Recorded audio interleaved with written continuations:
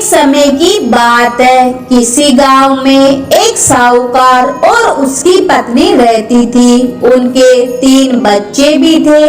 साहूकार बहुत समझदार और धार्मिक था। सुबह जल्दी उठकर स्नान आदि करके सूर्य भगवान को जल अर्पित करता था और गणेश जी महाराज की पूजा पाठ करता और कथा भी सुनता था।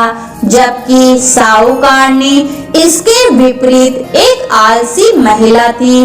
ना तो सुबह जल्दी उठती और ना ही घर की साफ सफाई करती, ना ही खुद स्नान करती और ना ही बच्चों को स्नान करवाती। शंकर ने उसे कई बार समझाया कि ब्रह्म मुहूर्त में उठकर झाड़ू पोछा किया करो, स्नान आदि करके चौका किया करो, बच्चों को भी स्नान करवाया करो। देखो हमारा घर कितना गंदा रहता है। जिस घर में गंदगी होती है वहाँ कभी भी बरकत नहीं होती है। अन्न धन की कमी होने लगती है, अशांति छाई रहती है और माता लक्ष्मी जी की जगह दरिद्रता का वास होता है। लेकिन साहूकारनी पर इन बातों का कोई असर नहीं होता। एक दिन शाम के समय घर का सामान खरीदने साहूकारनी घर से बाहर जा रही थी। तब गणेश जी महाराज एक सुंदर महिला का रूप धरकर उसके पास आकर बोले, क्या बहन तुम्हारी लालटेन की रोशनी में मुझे भी यह रास्ता पार करा दोगी? तो साहूकारनी ने बोला, हाँ जरूर, लेकिन तुम कौन हो? तुम्हें पहले कभी गांव में नहीं देखा। तब गणेश जी महाराज बोले, मैं शहर से यहाँ अपनी बहन के घर आई हूँ। दोनों बातें करते करते रास्ता पार कर रही थी तो साहूकारनी बोली, बहन तुम कल सुबह मेरे घर आना, हम दोनों खूब सारी बातें करेंगे।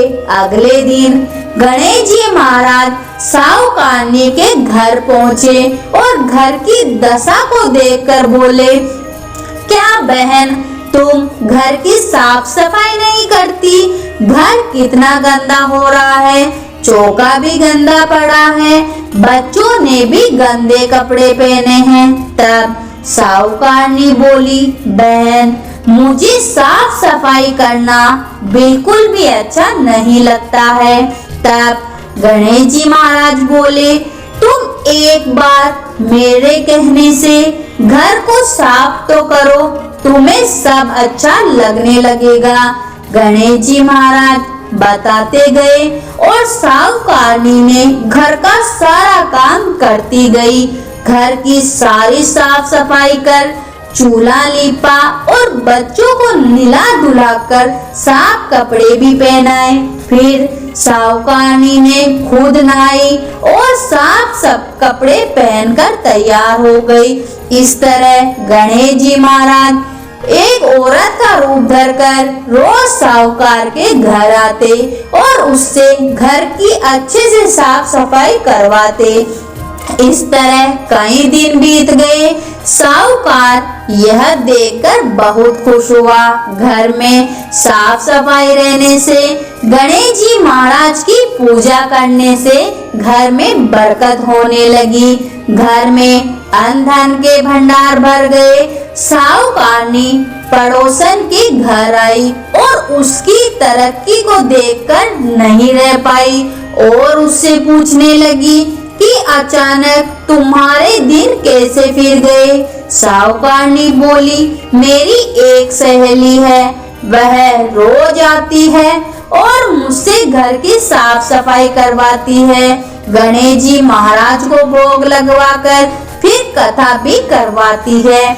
उसी ने मुझे यह सब सिखलाया है। मैं उसका कहना मानती हूँ और मुझे अब साफ सफाई करना, पूजा पाठ करना बहुत अच्छा लगता है।